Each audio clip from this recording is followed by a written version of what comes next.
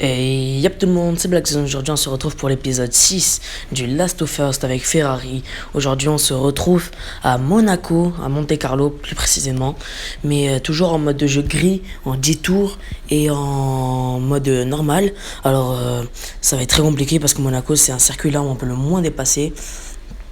Comme vous le voyez, on est toujours en solo, dans un type de circuit assez sinueux. Donc on va essayer de prendre vraiment des trucs larges. Et vous voyez comme dans la partie gauche, ce virage-là, c'est là où on va tenter je pense, le plus de dépassement. Parce que c'est là où il y a le plus d'occasions à jouer. Toujours dans notre Ferrari rouge. Et avec notre numéro 66, toujours à côté de Charles Leclerc. Et devant nous, on a Nicolas Latifi. Au départ très moyen. On va direct se mettre derrière Charles Leclerc pour être direct de passer, alors que là on passe sur la ligne descente, on passe sur Leclerc, sur Latifi, sur Raikkonen et sur Grosjean. On va essayer de passer en de plus sur Magnussen alors qu'on touche Magnussen. Est-ce que ça va? On va se décaler direct sur Perez, sur Russell. Je veux dire, c'était très forcé, mais on est passé sur Russell. Alors déjà, premier tour, on est déjà 14ème, ça va être très compliqué, mais bon. Apparemment pas trop. On a fait le forcing un peu. Donc là, Giovinazzi qui est devant nous, et devant on a Grosjean, il me semble. Il me semble que c'est Grosjean. On va dire, vous voyez, ah non, c'est Ocon. Et là, vous voyez, on passe direct sur Grosjean alors qu'on tape sur Ocon et sur Giovinazzi, comme on a fait un double dépassement ici. Du coup, on se retrouve 12ème dès le premier tour derrière Pierre Gasly dans son AlphaTauri, et Valtteri Bottas qui est premier, Verstappen deuxième et Hamilton troisième. On va perdre de gros points aujourd'hui, de très très gros points. C'est dommage, mais bon, c'est comme ça.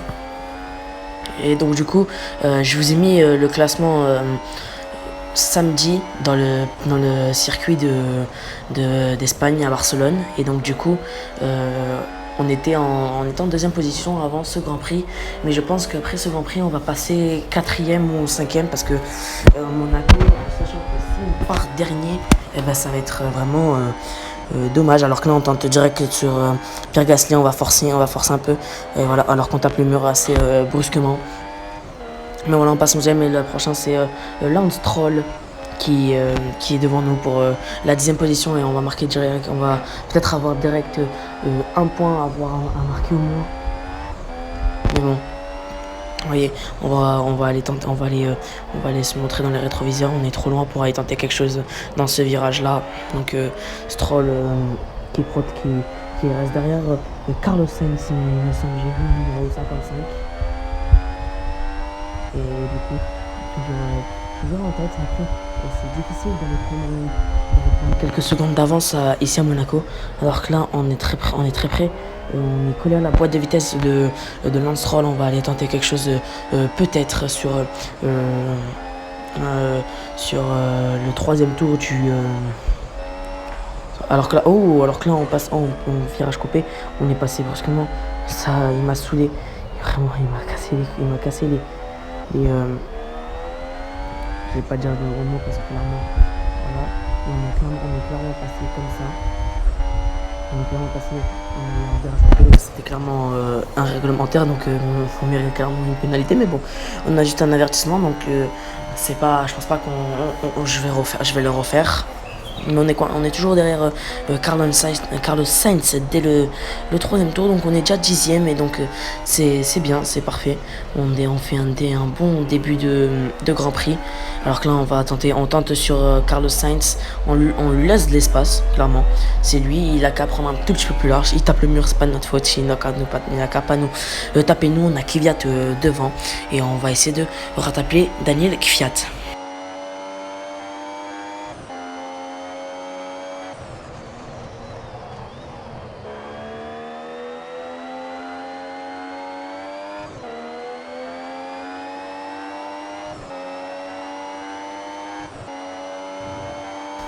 Alors qu'on revient très fort sur Kvyat. Oh, alors là, oh putain, on a tapé très fort. Oh là là là.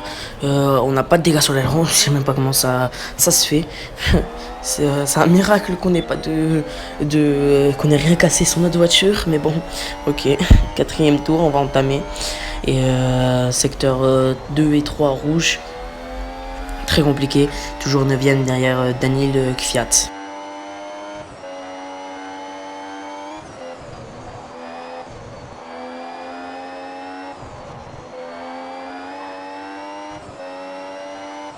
Et du coup, on freine très tard et on se retrouve direct collé à la boîte de vitesse de Daniel Kvyat et on va tenter un truc comme avec Carlos Sainz et avec Russell et Giovinazzi, il me semble.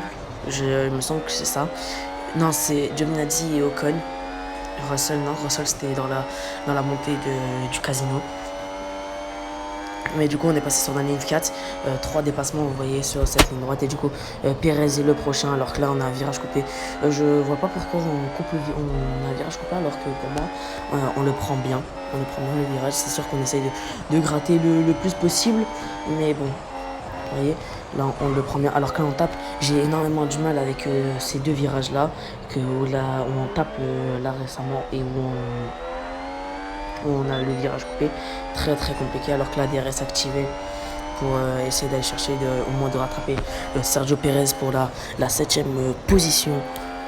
On est très très près de Sergio Perez et on va entamer là mes courses ici, alors que là on se décale, mais ça va pas faire, on va pas réussir à faire la même chose que sur George Russell.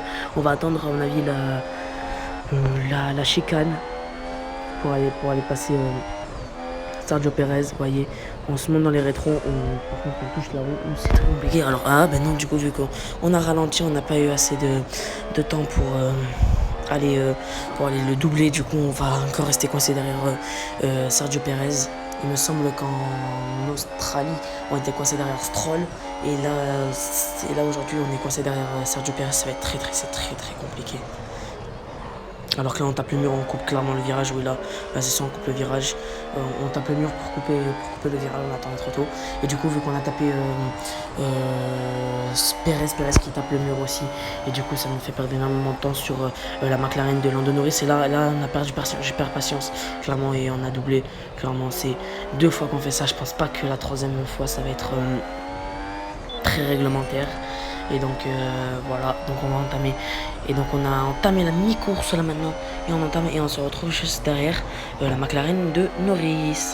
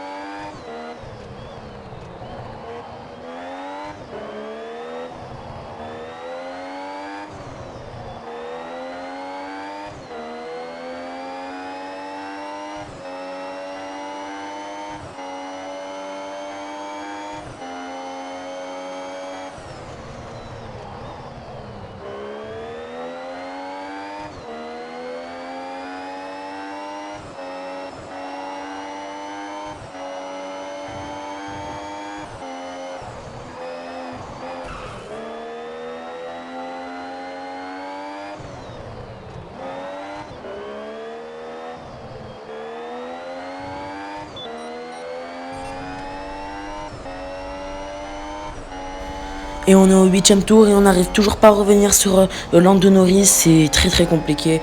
Je vous laissais 2 tours en on-board et on revient pas sur Lando Norris. C'est vraiment une McLaren. On reste coincé derrière une putain de McLaren de merde.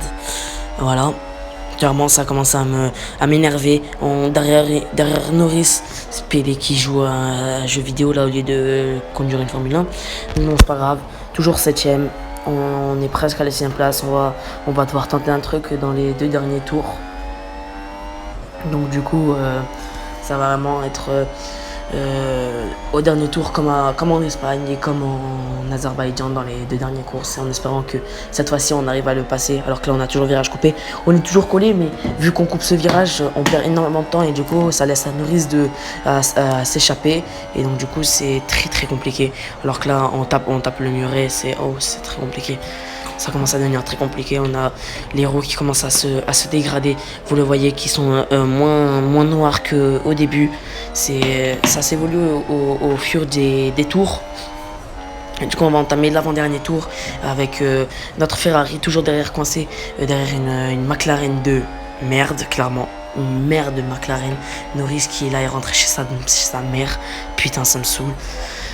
On va toujours rester poli parce que Norris c'est un pilote que j'aime bien, mais bon là maintenant il est en train de me saouler, et donc du coup on va entamer le 2ème secteur ici à Monaco.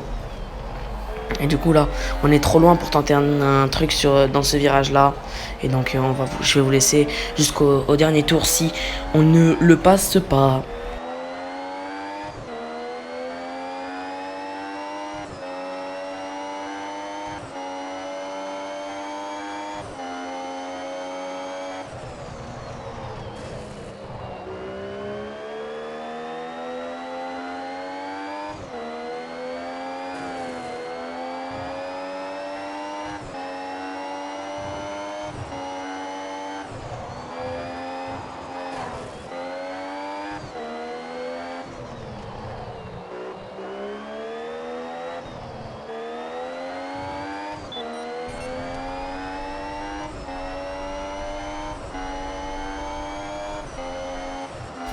Et donc du coup on a entamé le dernier tour. On se rapproche de plus en plus à Lando Norris. Alors que là on est presque collé à sa boîte de vitesse. On essaie de se montrer dans les rétroviseurs. Et là alors que là on a tapé le mur. Oh non, c'est le tapage de mur de trop. Oh non. On a trop tapé sur les murs. Voilà, on a trop voulu essayer d'aller chercher, et malheureusement vous voyez les reflets pour montrer où ils sont les voitures, mais c'est pas possible. Dans le secteur 3 c'est presque impossible d'aller dépasser. Je pourrais essayer d'aller chercher dans la rascasse, mais ça va être énormément très compliqué. Et donc du coup ça va finir en 7ème position dans cette course de Monaco. Très bien, parce que partir de 20ème à finir 7ème c'est excellent. On essaye vraiment de trouver des espaces. J'aurais pu essayer de tricher, mais non, je pense pas que ça vale la peine. Et donc du coup le virage de la piscine ça sert à rien. Et voilà, vous voyez, on coupe, mais même en coupant on perd trop de temps. Et ça fait 3 fois, il me semble, 3 ou 4 fois qu'on passe, il n'y a rien. Et du coup, ça va finir en 7ème position. Et du coup, les résultats sont Carlos Sainz 10ème, Kvyat 9ème, Perez 8ème, Enzo 7ème, Norris 6ème, Ricciardo 5ème, Albon 4ème, Hamilton 3, Verstappen 2 et Bottas 1er. Et surtout, n'hésitez pas à liker, à vous abonner, à aller follow mon Twitter et mon Instagram. Et je vous dis ciao!